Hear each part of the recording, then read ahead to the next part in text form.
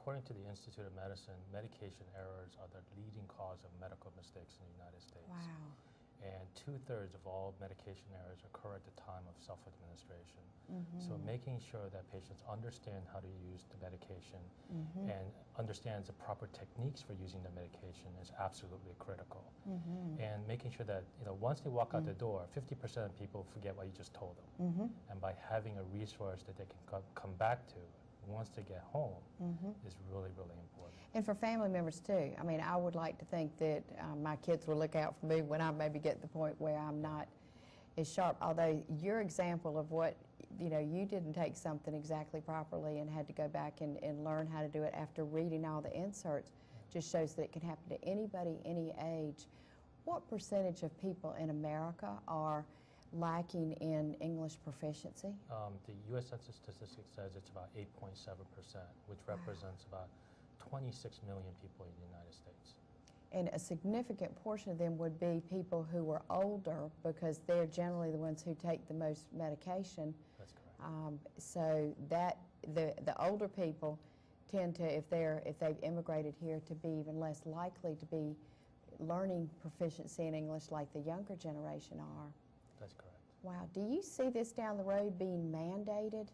I know in New York they're changing laws to mandate, and I think some pharmacies up there, chain pharmacies, have even been sued because of not providing the required proper instruction. But talk about the future of that. Yeah, I think, you know, being at the California Board of Pharmacy this past month and looking at how they're struggling with the verbiage that goes into a particular regulation, whether it's be 10 points or 12-point font that goes on the prescription label, I think it's going to be a challenge for every state board of pharmacy to come up with regulations.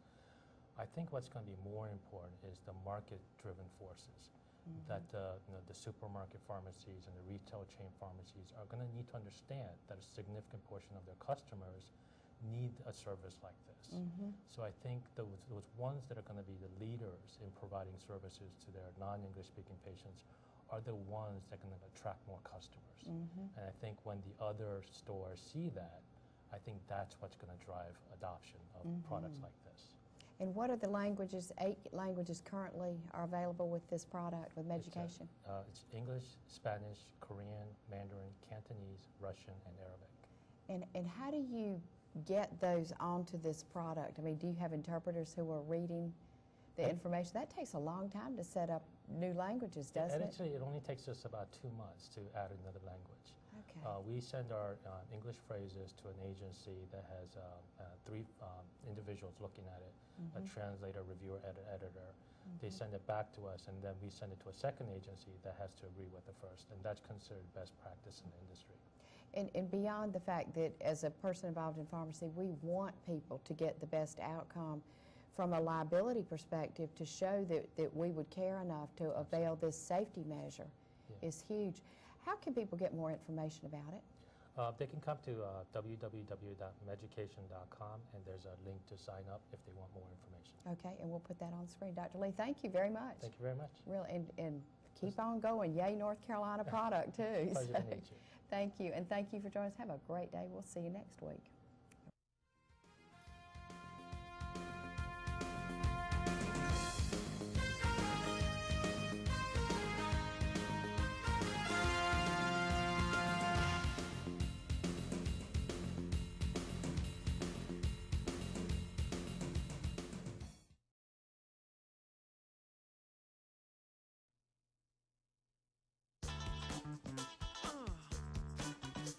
For every pound you lose, that's 4 pounds of pressure off the knees. To find out more, go to fightarthritispain.org.